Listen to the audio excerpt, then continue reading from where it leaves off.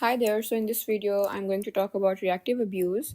What do you think? So what do you really think when you think of the term reactive abuse? You will be able to understand this term better if you have ever been abusive verbally or in any other way, and you were just not yourself when you were doing something like that. It just happened. You were not being yourself during that time, and you did not like it, you did not want it, but it somehow just happened.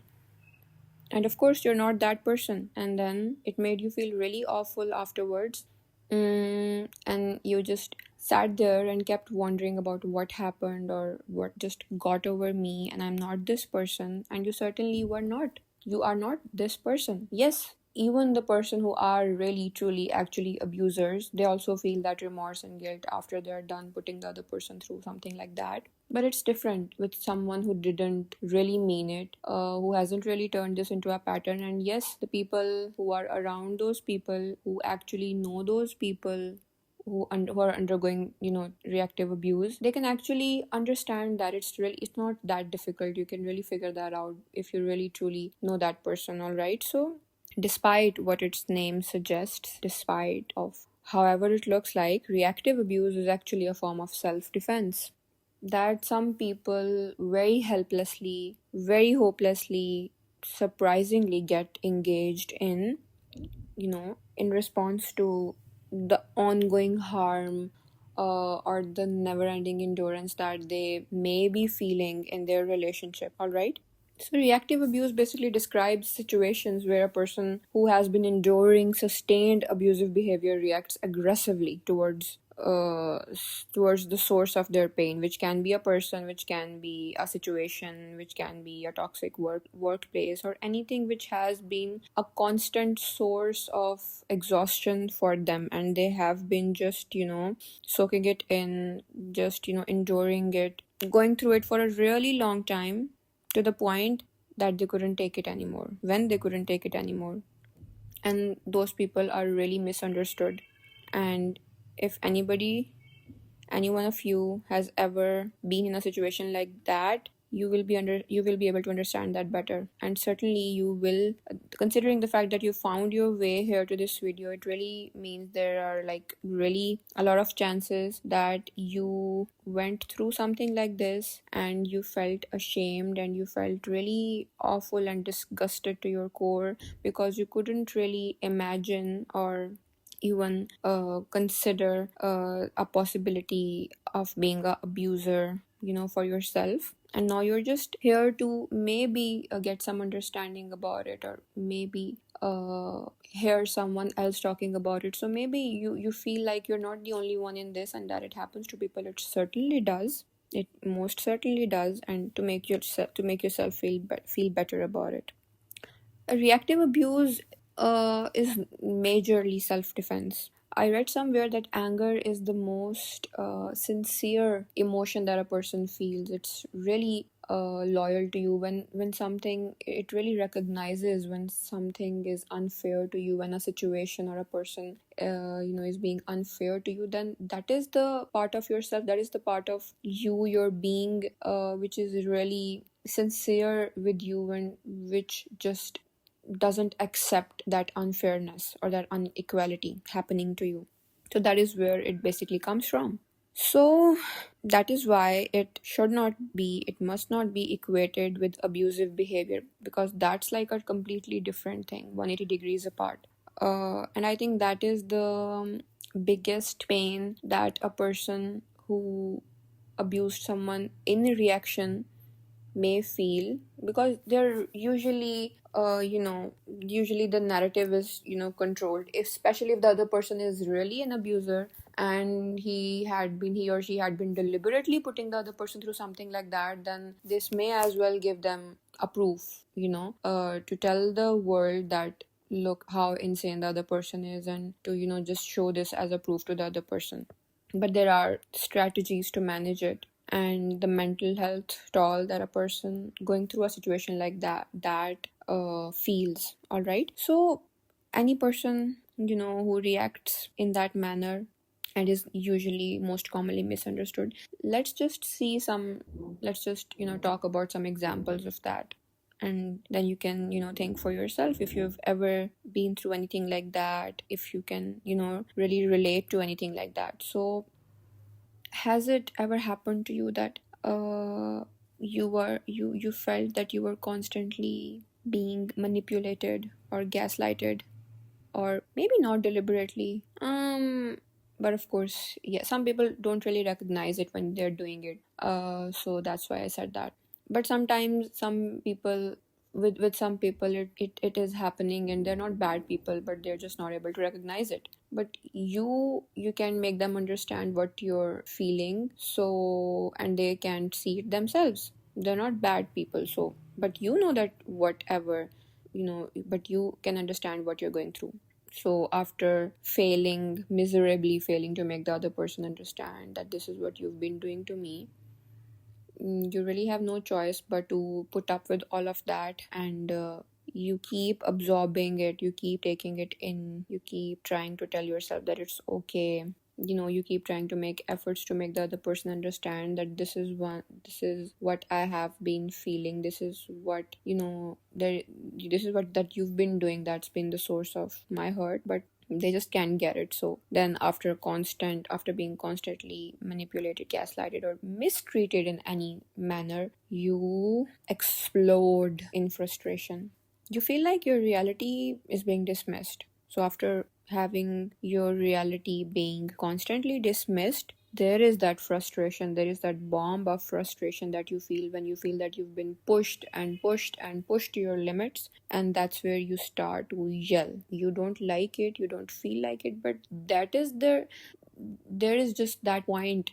You just feel yourself at the point where you just can't, where we just can't take it anymore, where you just can't take it anymore, and you're just like exploding.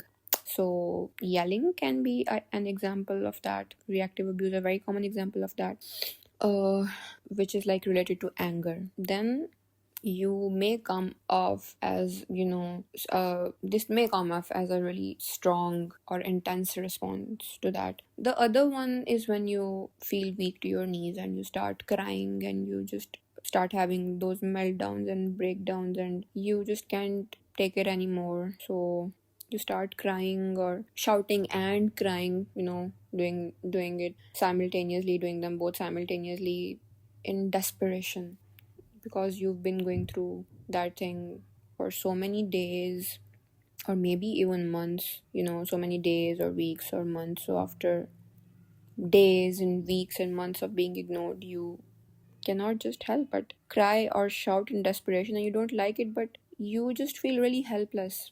And you can't seem to figure out any other way to make the other person understand. So that is also like a very desperate attempt that you're doing, even though it doesn't really look or sound like that, but that is also like an attempt from you, one of the final ones, to make the other person understand. And you're still struggling and you're still making efforts and attempts to make the other person understand that this is the way, this is how I have been feeling, so you need to stop. You're just desperate for that understanding. You're just desperate to have your reality understood, have your voice heard. You are desperate to feel seen and heard. Then, if you are really feeling much, much worse, and it's really miserable, and it's like intense to another degree, then you may start throwing things out of anger. Of course, you don't really mean to do that. That's like the whole point of this video. But, you know, in your head, there are like two things. You don't like to yell or shout, and you know that at this point, the kind of pain that I'm feeling, the threshold, the degree of the pain that I'm in right now, at that threshold, at that degree, I may shout and yell a lot, a really ugly side of me can come out, and you don't want that. So that is like a desperate attempt to avoid verbal abuse, from my personal experience, from the times that, whenever it happened to me personally. So it's really coming out of my personal experience. And it is during that time that you're really trying to avoid being verbally abusive towards someone who has hurt you a lot.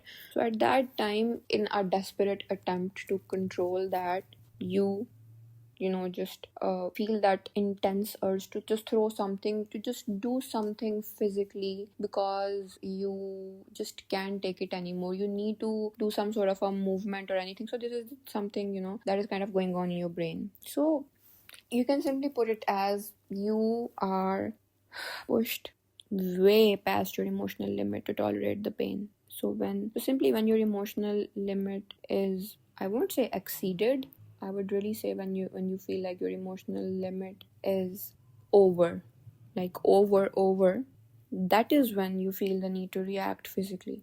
And also because you know that if I didn't really do something physically, either something will happen to me, or I will say really mean things to the other person, and you know in the process of avoiding it, you start doing that, and that makes you look like a really crazy person.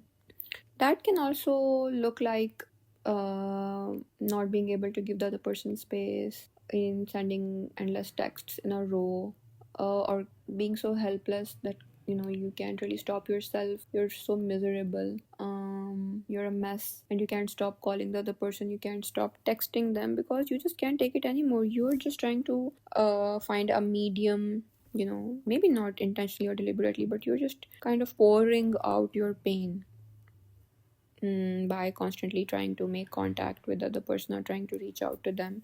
And if the other person is understanding enough, if the other person knows you better and they're just needy of some space, they just need some space, in that case, they may not talk to you or respond to all those things, but at least they won't use them against you, because they know you. They're just sick of that, so they may not entertain that to like protect themselves. But that also does not mean that they will use it against you, because yes, they will not want to be a part of that, but they will also not be willing to use it against you, or save it for later to label you as some unstable crazy person.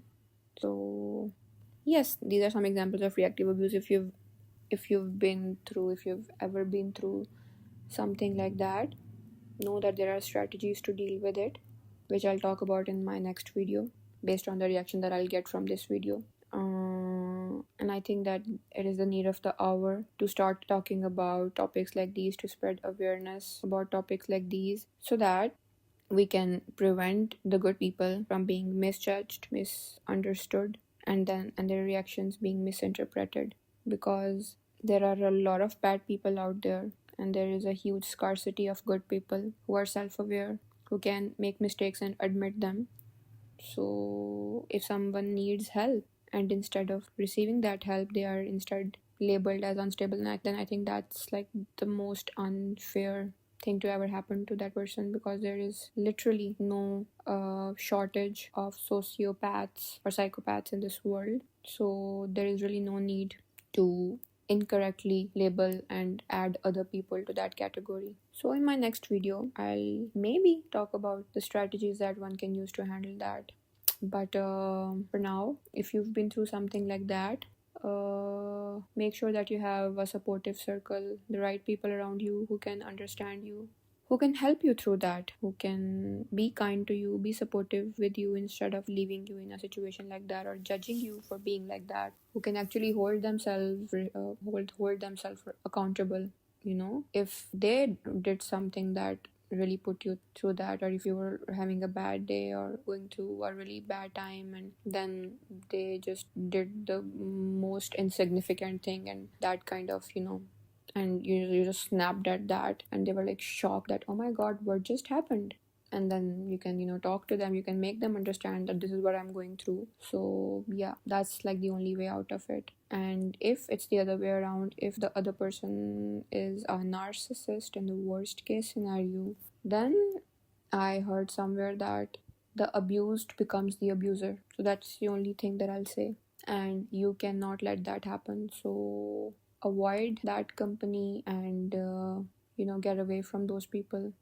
The sooner the better, because that'll only make you unstable, even if you're not unstable right now. So thank you so much, in case you stayed till the end. I hope that you could have a takeaway from this video. I'll see you in my next video.